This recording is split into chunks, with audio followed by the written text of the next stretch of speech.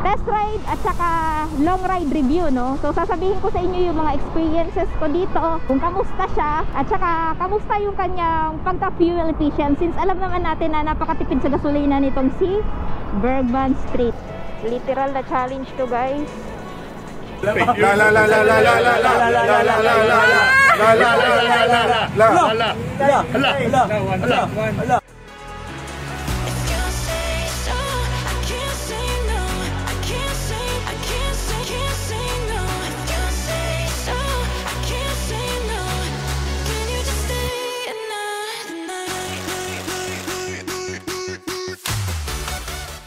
Nandito tayo ngayon, guys, sa Shell Bago, at dito yung starting point ng Econoran. Ayan.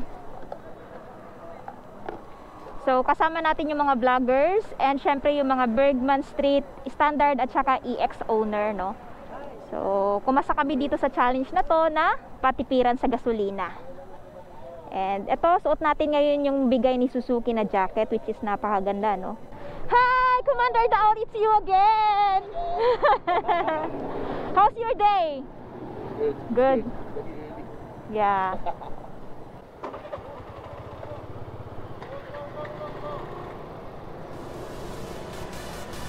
Ride safe, ride safe.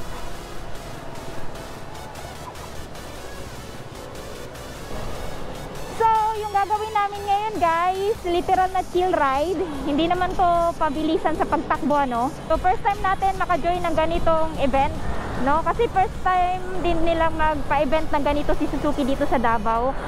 Meron nang nauna pero doon sa Cebu. So kung dati yung nagamit nating motor, guys, si Avenes, same lang naman sila ng makina ni Bergman. So kaya medyo kapako tong makina nitong si Bergman, eh. Woohoo!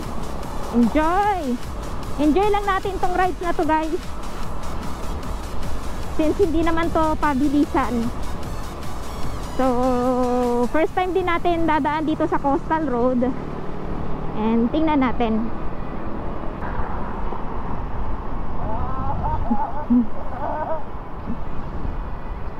Si Biyahe with Ken. Yan, kasama din natin siya, guys.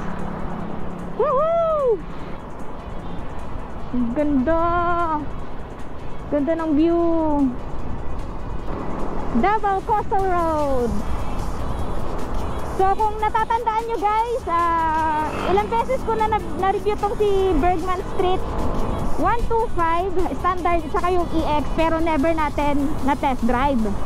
So ngayon, ito yung opportunity ko para din magawan to na test ride at saka long ride review, no? So sasabihin ko sa inyo yung mga experiences ko dito, kung kamusta siya, at saka kamusta yung kanyang pagka-fuel efficient, since alam naman natin na napakatipid sa gasolina nitong si Bergman Street. Palabas na tayo sa downtown. So dito yung daan sa may Mamay Road. Tapos dire-diretso na Bunawan, Panabo, Carmen, Tagum. Ayan. Literal na challenge to, guys. Challenge na talagang patipiran sa gasolina, no? So dapat control mo yung kamay mo dito. So yung maano mo lang dito, medyo nakakangawit nga lang, pero at least safe yung rides mo kasi mahina lang yung takbo. So nandito na tayo ngayon, guys, sa City of Palms. Ayan, Patagum. So nandito pa rin kami, bumabakbak. Ayan, sunod pa rin tayo sa mga kasama nating naka Bergman Street. So talagang napaka guys, no, napaka challenging nitong pinagagagawa namin. Kasi 'di ba, usually pag may mga challenges, yung mga endurance, pabilisan sa pagtakbo. So pumako na tayo, guys, no. Ayan. So yung ibang kasamahan natin nauna na, tapos yung iba nandoon pa sa sa bandang hulihan. So I think maarating tayo ng Shell Pantukan mga 12 kung ganito yung takbo natin. Takbo lang kasi natin, guys, sa mga 40-50. Ayan, chill ride. Woo! medyo masakit na din yung likod ko guys, no? Kita nyo naman yung position natin, diba? So salamat nga pala sa Suzuki Philippines, no, kay Ma'am Ed sa pag-invite sa atin dito sa Suzuki Econoran. Ayan, so twice na tayo na-invite ni Suzuki guys, and this is the second time. So nandito na tayo ngayon guys sa Pantukan, Davao de Oro. Ayan, hanapin na lang natin yung Shell kasi doon yung ating stopover. Ito na kaya yung mga kasama ko. Parang ako na lang yata yung nagbumotor dito ah. So nabawasan na yung ating fuel gauge guys ng isang bar. Tapos yung takbo natin around 45, 48, sometimes 50. Ayan. So sa takbong ganito guys, parang ako hinihili, inaantok ako. Woo! Grabe. Buti na lang hindi masyado mainit, no? So ayan, sa experience ko dito sa motor na to, wala naman akong masabi guys, na normal lang naman na masakit yung leg ko dahil nga naka-wear tayo ng helmet, no? Pero sa comfort, talagang pinangatawan na niya yung comfort na binibigay niya guys, dahil nga generous yung kanyang foam, hindi siya masyado masakit sa puwet, no? Sa takbo natin 100 kilometers. Actually yung takbo namin guys is 100 kilometers plus 102 ata 103, basta sa mga ganon. So yung first impression ko dito at yung masasabi ko dito sa unang maneho ko kay Bergman Street 125, talagang satisfied, super satisfied naman ako. At kita nyo naman guys, isa lang yung bar na nabawas dito sa scooter na to.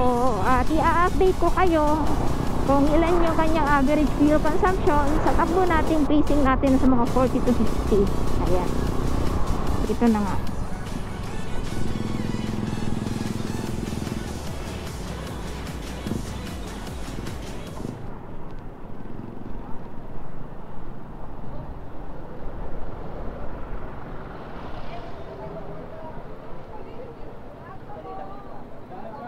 Ay, salamat Lord, nakarating na din.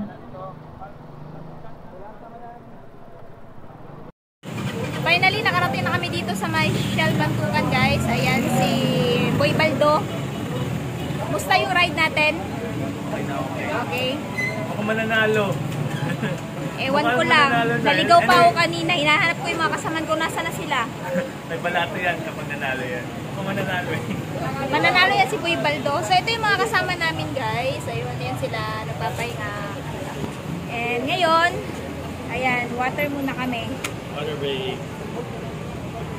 So, ayan. Hello po. Ayan, so hinihintay namin yung iba pa. Ewan ko kung kompleto na ba kami. So, abang-abang kayo guys. Siyempre, type. Si Gayla. Mane, from Davao to Pantukan.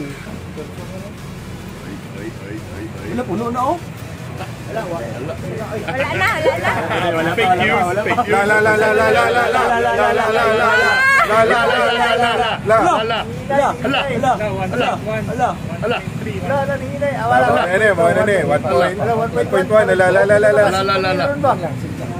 May nanalo na. Wala na, daog na, paro na. Antay na daw. Paro na. Ayan! Ay, nag-1.2. Sakto. 1.2! Ah, 1.2. 1.2. Oh no! 1.2. So, papunta na kami ngayon guys sa Magnaga Beach Resort, no? Nauna na yung ibang kasamahan naming vlogger. So, sunod na lang kami.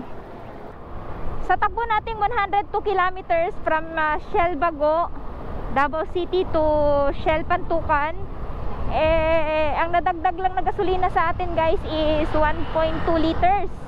So sa 102 kilometers guys, talagang napakatipid yun na sa gasolina. And for me, talagang nasatisfied ako, no? And first time natin makatakbo ng ganon katipid. So, ayan. At least, masasabi ko talaga at na-prove ko sa sarili ko na talagang matipid talaga tong si Bergman Street. So kung naghahanap po kayo ng scooter na talagang matipid sa gasolina, highly recommend this scooter. Pati yung Bergman Street EX. Ayan. Let's try together. Umpisa ang paglalakbay. Tara, let's isuot muna ang helmet. Come on, let's start that epic Suzuki ride.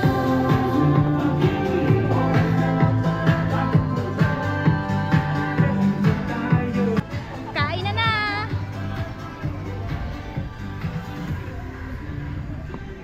Kainan na tayo, guys.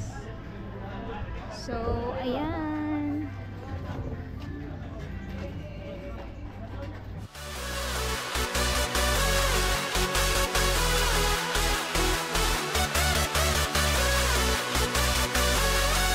Ma'am Langga pala dapat binablog ko. Sorry, Ma'am Langga. With sauce to, parang series.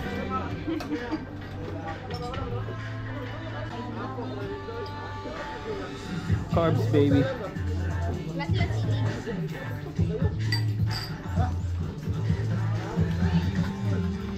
Yeah, tapos na kami, guys. Ayan. Kinuha na kita.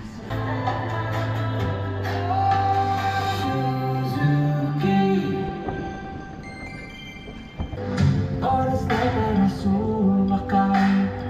Suzuki ang kadama. Suzuki, sinasabi ng marami. It's the best, I guarantee.